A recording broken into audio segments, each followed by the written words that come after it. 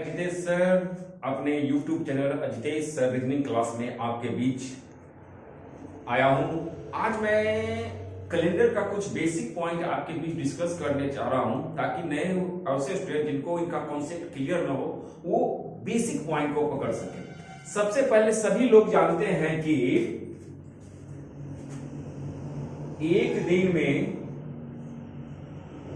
24 घंटा होता है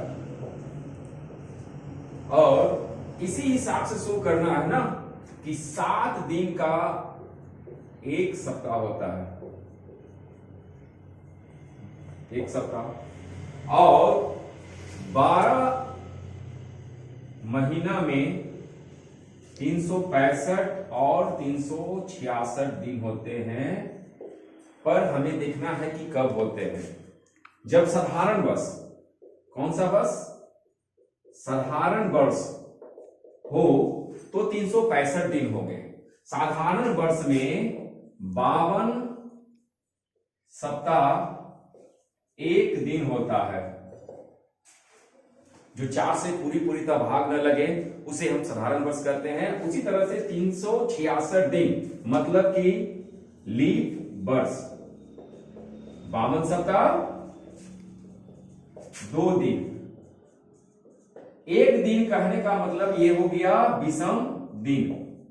एक साल में साधारण वर्ष में विषम दिनों की संख्या 1 और यहां पे हो गया 2 विषम दिन, 2 विषम दिन। अब हम देख रहे हैं कि हमने 12 महीना में दिनों की संख्या निकाल ली। इसी के मुताबिक अब हम प्यारे बीच होता है महीने का निकालते हैं कि महीना। उससे पहले हम करते हैं सप्ताह का। किसका? सप्ताह की चर्चा। तो सप्ताह हम लोग देखते हैं कि सोमवार, मंगलवार, बुधवार, गुरुवार, शुक्रवार, शनिवार और रविवार। हम इसे मानते हैं 1, 2, 3, 4, 5, 6। ये विषम दिनों की। और रविवार का 7 होता है, मतलब 7 को 7 से भागा देंगे तो 0 आएगा। कहने का मतलब सप्ताह का मतलब है कि मान लीजिए कि 8 तारीख को रविवार है तो इसके 7 दिन बाद, इसके 7 दिन बाद फिर से क्या होगा? रविवार होगा, या 7 दिन पहले फिर से रविवार होगा, या उसे कहा गया है कि 7 दिन बाद या 7 दिन पहले सेम डेट आता है। अब दूसरी कहानी हम लोग आते हैं साधारण वर्ष पे। साधारण वर्ष की बात क्या है कि साधारण वर्ष का पहला दिन मतलब 1 जनवरी को अगर रविवार है तो 31 दिसंबर को भी रविवार होगा। ये सब क्वेश्चन ट्रिकी क्वेश्चन है क्योंकि यहां पे एक साधारण वर्ष में 365 दिन होते हैं, यानी कि 52 सप्ताह एक दिन होते हैं। अब हम आ जाते हैं लीप वर्ष में।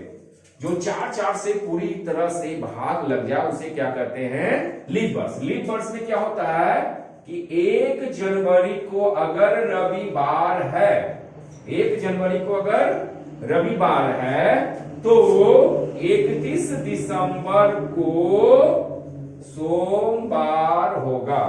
अब इसे हम बोर्ड साफ कर देते हैं। आप देख रहे हैं कि हम अब आते हैं महीना।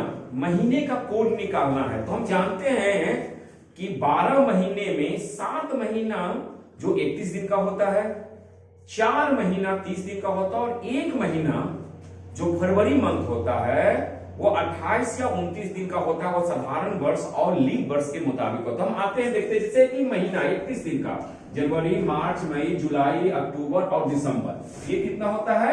31 दिन का। और जब 31 से इसको हम भाग देंगे तो 7 28, कितना दिन होगा? 3 दिन विषम दिन बचेगा। अब 30 दिन अप्रैल, जून, सितंबर और नवंबर, नवंबर महीना, ये सब कितने दिन का होता है? 30 दिनों का। 30 को अगर 7 से भागा देंगे तो 2 दिन, तो 31 महीने में विषम दिनों की संख्या कितना हो गया? 3 दिन। और 30 दिनों में विषम दिनों की संख्या कितना हो गया? 2 दिन। अब उसी तरह से आते हैं फरवरी महीना, जो कि 28 दिन और 29 दिन। साधारण वर्ष में फरवरी जो होता है 28 दिनों का होता है। 28 को जब करेंगे 28 जीरो, मतलब विषम दिनों की संख्या 0। उसी तरह से जब 29 दिनों का होगा तो 28 1, तो जब लीप वर्ष होगी तो विषम दिनों की संख्या 1 होगी। अब हम यहां से ज्ञात कर लिए कि महीने में विषम दिनों की संख्या क्या होती है। जब 31 दिन का जब होता है तो विषम दिनों की संख्या 3 होती है, और जब महीने 30 दिनों का होता है तो विषम दिनों की संख्या 2 होती है। और लीप वर्ष के मुताबिक साधारण वर्ष और लीप वर्ष में क्या होता है? जब होता है तो 0 और 1। मैं फिर से आपको आके लेता हूं कि एक वर्ष में, साधारण वर्ष में 1 दिन और लीप वर्ष में 2 विषम दिन होता है। और 100 वर्ष में, अब हम निकालते हैं 100 वर्ष में। 100 वर्ष में क्या है? 76 साधारण वर्ष होते हैं और 24 लीप वर्ष। जैसा कि हम बताए हैं कि 76 गुने 1 और लीप वर्ष में 24 गुने 2, तो 76 प्लस 24 दूनी 48। अब हम जोड़ते हैं 8 14 के 4 बाकी 1 और 7 4 11 1 12। अब इसे हम 7 से भागते हैं। 7 एकम 7। अब कितना बच गया? 5 और 4, तो 7 एकम 7 49, तो 5। कितना शेष बच रहा है? 5। कहने का मतलब हो गया कि 100 वर्ष में विषम दिनों की संख्या 5 दिन। 100 वर्षों में विषम दिनों की संख्या कितने हो गए? 5 दिन। अब इस चीज को हम मिटा देते हैं। अब सीधे हम डायरेक्ट आते हैं कि 100 वर्ष में विषम दिनों की संख्या 5 दिन, तो 200 वर्ष। 200 वर्ष में 5 प्लस 5 कितने हो गए? 10। और 10 को 7 से भागा देंगे तो 3, तो कितना हो गया? 200 वर्षों में विषम दिनों की संख्या कितनी हो गई? 3 दिन। 300 वर्ष में 5 प्लस 5 प्लस 5, तो कितना हो गया? 15। अब 15 को जब 7 से भागा देंगे तो शेष कितना हो जाएगा? 1। तो कहने का मतलब 300 वर्षों में विषम दिनों की संख्या 1। अब आते हैं 400 वर्ष। 400 वर्ष कहने का मतलब 5, हर साल 5, तो 20 दिन हो गया। पर आप जानना चाहिए कि 400 वर्ष, 400 वर्ष क्या है? शताब्दी लीप वर्ष, जो क्या 4 और 400 से पूर्णतः कट जाए उसे क्या कहते हैं? शताब्दी लीप वर्ष। और शताब्दी लीप वर्ष में 1 दिन और बढ़ता है, मतलब प्लस 1, तो क्या हो गया? 21। 21 को 7 से भागा देंगे तो 0। अब हम देखते हैं कि 400 वर्षों में विषम दिनों की संख्या कितनी है? 0 दिन। इसी तरह से ये क्या करता है? बार बार रिपीट करता है। तो आप ले सकते हैं 500 वर्ष, 600 वर्ष, 700 वर्ष, 800 वर्ष, 900 वर्ष, 1000, 1100, 1200, 1300, 1400, 1500, 1600, फिर से आएंगे 1700, 1800, 1900, 2000, ये क्या है? 2100, 2200, 23 और 24। हम देख रहे हैं कि 4 के गुणज में जितने भी आएंगे सबका कोड समान होगा, 5, 3, 1 और 0। इस तरह के क्वेश्चन को हम जवाब कॉन्सेप्ट निकाल सकते हैं, वो भी हमारा क्लियर होगा। कहने का मतलब कि 100 वर्ष में विषम दिनों की संख्या 5। 5 कहने का मतलब क्या हो गया?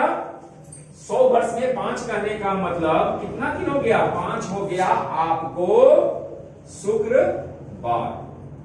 3 कहने का मतलब हो गया बुधवार, और 1 कहने का मतलब सोमवार, और 0 कहने का मतलब रविवार। हम जान रहे हैं कि ये 100 वर्ष का अंतिम दिन शुक्रवार, 200 वर्षों का अंतिम दिन बुधवार, और 300 वर्षों का अंतिम दिन सोमवार, और 400 वर्षों का अंतिम दिन रविवार होगा। इसी तरह से कहा जाता है कि जब पहला दिन 100 वर्ष जो का पहला दिन क्या होता है, तो पहला दिन हम मानते हैं क्या होता है, सोमवार। अब जब ये हो गया तो 200 वर्षों का पहला दिन क्या होगा, 200 वर्ष का पहला दिन है, तो बुध से एक दिन पहले, बुध जब अंतिम हो जाता है तो उससे लास्ट दिन क्या है, शुक्रवार। तो शुक्रवार के बाद, शुक्रवार लास्ट दिन है, शुक्रवार के बाद क्या हो जाएगा, शनिवार। ठीक है, अंतिम दिन। उसी तरह से अब पूछते हैं, ये तो हो गया 200 वर्ष का पहला दिन हो गया शनिवार।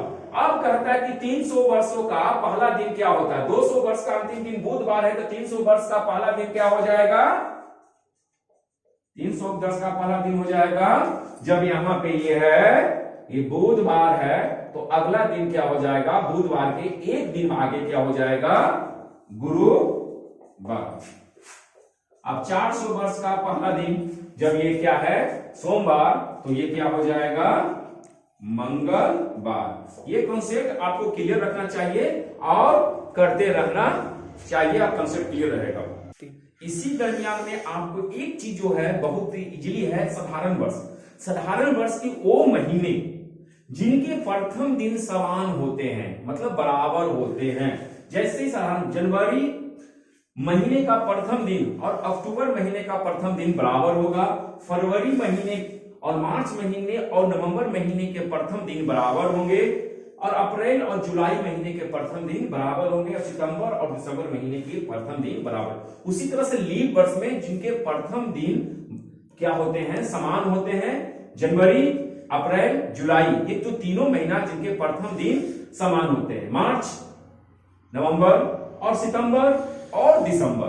कहने का मतलब जैसे एग्जाम्पल के रूप में, अगर 1 जनवरी को रविवार है और ये साधारण वर्ष है, क्या है ये, साधारण वर्ष है, तो अक्टूबर महीने के प्रथम दिन भी रविवार होंगे। क्या होंगे, 1 जनवरी को अगर रविवार है तो 1 अक्टूबर को भी रविवार होगा, साधारण वर्ष के मुताबिक। ये हम लोग जान रहे हैं ना।